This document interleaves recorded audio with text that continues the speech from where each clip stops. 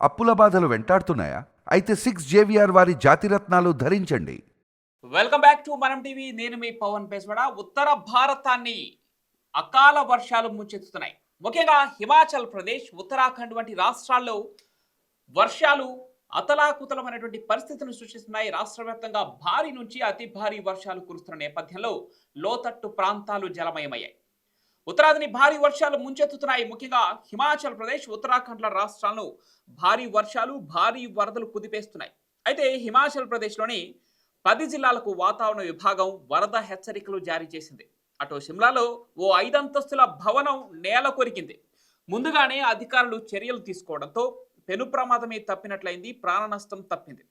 ఆ దగ్గరలో ఉన్నటువంటి ఇంకా కొన్ని పాత శిథిలావస్థకు చేరినటువంటి భవనాలు కూడా ముప్పు పొంచి ఉన్న నేపథ్యంలో అధికారులు అప్రమత్తమయ్యారు. హిమాచల్ ప్రదేశ్లో గత 24 గంటల్లో అంటే 24 గంటల వ్యవధిలో భారీ వర్షాలకు ముగ్గురు మృతి చెందినట్టు తెలుస్తుంది. పలువురు గల్లంతైనట్లుగా కూడా ఈ వరదలకు ఆచూకీ కోసం రెస్క్యూ టీమ్స్ అయితే గాలిస్తున్నాయి. అటు రాష్ట్ర వ్యాప్తంగా 129 రహదారులు కూడా మూసివేశారు అధికారులు. వాగులు, వంకలు ఉప్పొంగుతున్న నేపథ్యంలో, కొండ చర్యలు విరిగిపడుతున్న నేపథ్యంలో, ఈ భారీ ఫ్లడ్స్ నేపథ్యంలో 129 వరకు రహదారులు కూడా అధికారులు మూసి ఉంచారు. ఎటువంటి ప్రమాదాలు జరగకుండా ముందస్తు జాగ్రత్తల్లో ఆ చర్యల్లో భాగంగా ఈ జాగ్రత్తలు తీసుకోవడం జరిగింది అధికారులు. అటు మండి, సిర్మౌర్ జిల్లాలో రోడ్లు తీవ్రంగా దెబ్బతిన్నాయని అధికారులు చెప్తున్నారు. ఇక సోలన్లో ఓ వంతెన కొట్టుకుపోతుంది. రెడ్ అలర్ట్ నేపథ్యంలో కాంగ్రా, మండి, సోలన్, సిర్మౌర్ జిల్లాలో విద్యా సంస్థలకు ఈ రోజున సెలవు కూడా ప్రకటించడం జరిగింది. ఇదే వాతావరణం మరికొన్ని రోజుల పాటు కొనసాగే అవకాశం కూడా కనిపిస్తా ఉంది.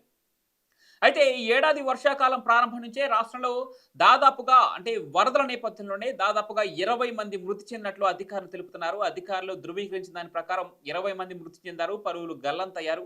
మృతుల సంఖ్య మరింత పెరిగే అవకాశం ఉన్నట్లు కూడా తెలుస్తోంది. 2023లో వర్షాకాలంలో 550 మంది ప్రాణాలు కోల్పోగా ప్రస్తుతం దీంట్లో అంటే 550 మంది ఇప్పుడు ప్రజెంట్గా ఈ వరదల నేపథ్యంలో 20 మంది మృతి చెందడం బాధాకరం.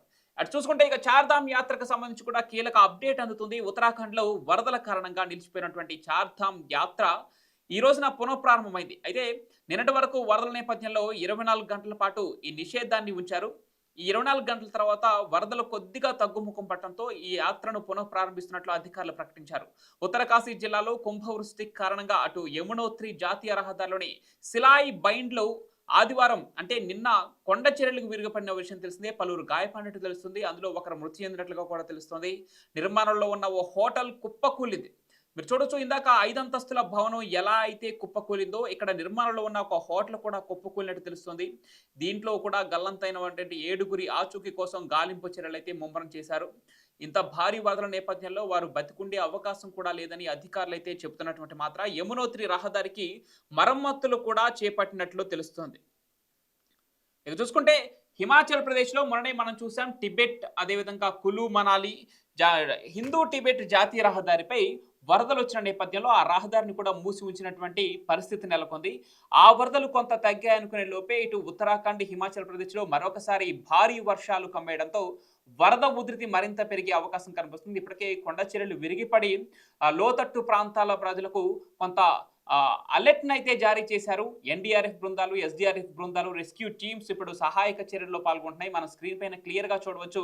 ఆ హిందూ టిబెట్ రహదారికి సంబంధించిన దాన్ని మూసివేసినటువంటి ఆ పరిస్థితిని మనం చూడవచ్చు. ఇప్పటికే హిమాచల్ ప్రదేశ్లో 129 రహదారులను అధికారులు అయితే మూసించారు. భారీ వాహనాలు కూడా ఈ వరద ఉధృతికి కొట్టుకుపోతున్నటువంటి పరిస్థితి. ఇక లోతట్టు ప్రాంతాల్లో ఉన్నటువంటి అపార్ట్మెంట్లు కావచ్చు, ఇండివిజువల్ ఇల్లు కావచ్చు, లేదంటే విద్యా సంస్థలు కావచ్చు, పరిశ్రమలు కావచ్చు, వీటన్నిటిలోకి నీరు పోయినటువంటి పరిస్థితి. విద్యుత్ సరఫరా కూడా అంతరాయం కలిగినటువంటి పరిస్థితి. అదేవిధంగా కూలినటువంటి 5 అంతస్తుల భవనంలో అదృష్టవశాత్తు ఎవరూ లేకపోవడంతో కొంత ప్రాణ నష్టం కూడా తగ్గినట్లు తెలుస్తా ఉంది. ముందుగానే అధికారులు ఇది కూలిపోయే ప్రమాదం ఉంది, వరద ఉధృతికి అపార్ట్మెంట్ ఏదైతే భవనం కూలిందో అపార్ట్మెంట్ కింద ఒండ్రు మొత్తం కొట్టుకొని పోవడంతో ఇక అంటే చుట్టూ పునాది లేక భవనం కూలిపోయే పరిస్థితిని ముందుగానే గ్రహించినటువంటి అధికారులు లోపల ఉన్నటువంటి ఎవరైతే నివాసితులు ఉన్నారో వాళ్ళందరినీ అప్రమత్తం చేసి ముందుగానే పునరావాస కేంద్రాలకు తరలించడం జరిగింది. అదేవిధంగా దాని చుట్టూ ఉన్న అపార్ట్మెంట్లకు కూడా రెడ్ అలర్ట్‌ని జారీ చేశారు. వారిని కూడా ఖాళీ చేయాలని చెప్పారు. ఇంతలోనే ఈ భవనం కుప్పకూలటం అందరిని అక్కడ కలవరపాటుకు గురిచేసింది. హిమాచల్ ప్రదేశ్‌లో మరొక 2-3 రోజుల పాటు ఇదే వాతావరణం కనిపించబోతున్నట్లు కూడా అధికారులైతే అంచనా వేస్తున్నారు. ఈ నేపథ్యంలోనే అక్కడ ఉన్నటువంటి ఎవరైతే పునరావాస కేంద్రాలకు తరలించారో వారందరికీ ఆహారం, మినిమం కనీస వసతులు కల్పించేలా ప్రభుత్వం అయితే చర్యలు తీసుకుంటా ఉంది. ఇక విద్యా సంస్థలకు కూడా అక్కడ క్లోజ్ చేసి ఉంచినటువంటి పరిస్థితి. విద్యుత్ సరఫరాకి ఇప్పటికే అంతరాయం ఏర్పడింది.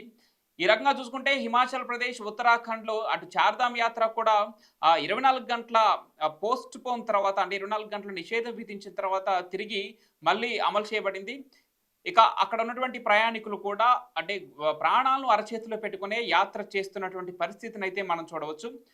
ఇంత భారీ వర్షాలకు రెస్క్యూ టీమ్స్ అందుబాటులో లేకపోవడం కూడా కొంత స్థానికుల ఆందోళనకు గురవుతుంది. ఉత్తరాదిని భారీ వర్షాలు ముంచెత్తుతున్నాయి. హిమాచల్ ప్రదేశ్, ఉత్తరాఖండ్‌లను కుదిపేస్తున్న నేపథ్యంలో దాదాపుగా అక్కడ హిమాచల్ ప్రదేశ్‌లో 10 జిల్లాలకు వాతావరణ విభాగం వరద హెచ్చరికలు జారీ చేసింది. మండి, సిర్మౌర్ జిల్లాలో రోడ్లు తీవ్రంగా దెబ్బతినున్నాయి. రెడ్ అలర్ట్ కూడా జారీ చేసినటువంటి పరిస్థితి మనం చూడవచ్చు. అయితే సోలన్ వంటి జిల్లాల్లో వంతెనలు కొట్టుకుపోతున్నటువంటి పరిస్థితి. ఇప్పటికే 129 రహదారులు మూసి ఉంచారు అధికారులు. చార్ధామ్ యాత్ర కూడా పూర్తిగా నిలిపివేసిన పరిస్థితి 24 గంటల పాటు.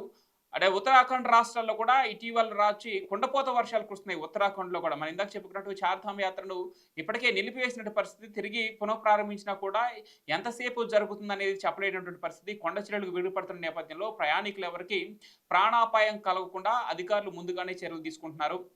ముఖ్యంగా పర్వత ప్రాంతాల్లో చూసుకుంటే భూ ప్రకంపనలు కూడా వస్తున్నట్టు తెలుస్తుంది. ఈ భూ ప్రకంపనల నేపథ్యంలో వరదలు ఇంకా ఉధృతి పెరిగే అవకాశం ఉన్నట్టు, నేల కొరుగుడు సంఘటన అంటే ఇందాక మనం చూసాం కదా, భవనం 5 అంతస్తుల భవనం ఎలా నేల కొరిగిందో అదేవిధంగా కొండ ప్రాంతాల్లో నిర్మించినటువంటి ఇల్లు కూడా నేల కూలిపోతున్నటువంటి పరిస్థితి. ఆ వరదల నేపథ్యంలో కూలిపోయిన శిథిలాలు కూడా వరదల్లో కొట్టుకుంటూ కిందకి అంటే ఏదో లోతట్టు ప్రాంతాల వచ్చి అక్కడ పేరుకుపోతున్నటువంటి దృశ్యాలు మనం చూడవచ్చు. భారీ భారీ వాహనాలు కూడా రహదారులను ముంచెత్తాయి.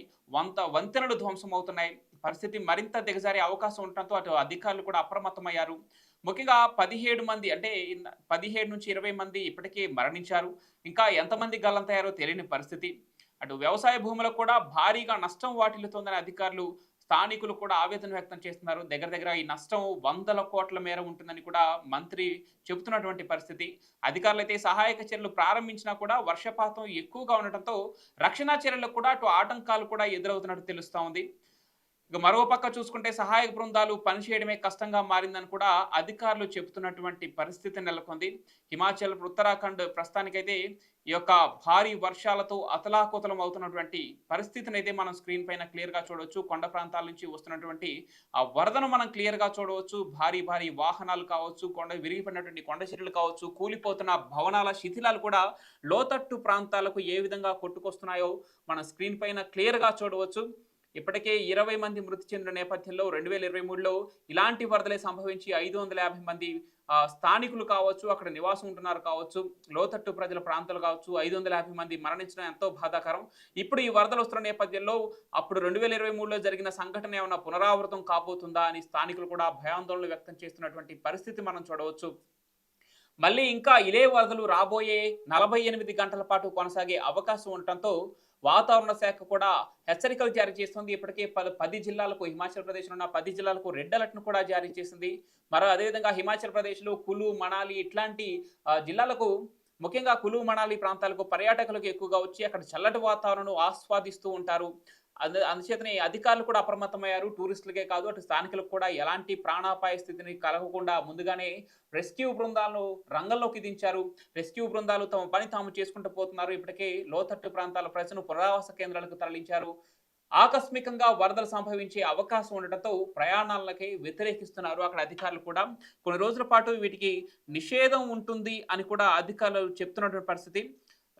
లాస్ట్ 24 అవర్స్‌లోనే హిమాచల్ ప్రదేశ్‌లో ముఖ్యంగా రాజధాని నగరం సిమ్లాలో అయితే భారీగా వర్షాలు కురిశాయి. అక్కడ ఉన్నటువంటి భవనాలను ఏరుకొలుగుతున్నాయి. సిమ్లాకు కూడా ఆరెంజ్ అలర్ట్ అయితే వాతావరణ శాఖ జారీ చేసింది. ముఖ్యంగా సిమ్లాలోని వాతావరణ కేంద్రం ప్రకారం సిమ్లా, సిర్మౌర్, సోలన్, కులు మరియు మండి లాంటి ప్రాంతాలకు ఆరెంజ్ అలర్ట్ అయితే జారీ చేసింది. వచ్చే నెక్స్ట్ 48 అవర్స్‌లో కూడా భారీ వర్షాలు కురిసే అవకాశం ఉన్నట్టు తెలుస్తుంది. దాంతో పాటుగా కాంగ్రా, ఉనా, బిలాస్పూర్, హమీర్పూర్ మరియు చంబా ప్రాంతాలు కూడా పసుపు అలర్ట్ అంటే ఎల్లో అలర్ట్ అయితే జారీ చేసింది. ఈ ప్రాంతాలలో తేలికపాటి నుంచి మోస్తరు వర్షాలు కురుస్తాయని కూడా చెప్తోంది. ఐఎండీ భారత వాతావరణ శాఖ కొన్ని గంటల్లో హిమాచల్ ప్రదేశ్‌లో అనేక జిల్లాల్లో, అనేక ప్రదేశాలలో తేలికపాటి నుంచి మోస్తరు వర్షాలు కురుస్తాయని అయితే అంచనా వేయడం జరిగింది. సో, దీని ప్రకారం చూస్తే వాతావరణ శాఖ అంచనా ప్రకారం ఇప్పటికే హిమాచల్ ప్రదేశ్, ఉత్తరాఖండ్ వంటి ఉత్తర భారతదేశ రాష్ట్రాల్లో వరదలు ముంచెత్తుతున్న నేపథ్యంలో ఇదే వాతావరణం రానున్న 2-3 రోజులు కనిపిస్తున్న నేపథ్యంలో స్థానికులు ఎవరిని మళ్ళీ తిరిగి వారి స్వస్థలాలకు పంపించే అవకాశం అయితే లేదు. అక్కడ వరదలు పూర్తిగా తగ్గుముఖం పట్టిన తర్వాత మాత్రమే వారిని వారి స్వస్థలాలకు చేర్చే అవకాశం అయితే కనిపిస్తుంది. అటు సొంత ఇల్లు కోల్పోయిన వారు చాలా మంది ఉన్నారు. ఆస్తి నష్టం కలిగింది, ప్రాణ నష్టం కలిగింది. వ్యవసాయ భూములకు పంట ఏదైతే వేశారో అవన్నీ కొట్టుకుపోవడంతో ఆస్తి నష్టంతో పాటు ఇటు ప్రాణ నష్టం కూడా సంభవించడంతో స్థానికులు లబోదిబోమంటున్నారు. వరదల నేపథ్యంలో ప్రభుత్వం అప్రమత్తమైంది. ప్రజలకు కనీస సౌకర్యాలు అందించే దిశగా ప్రభుత్వం అయితే చర్యలు చేపట్టింది.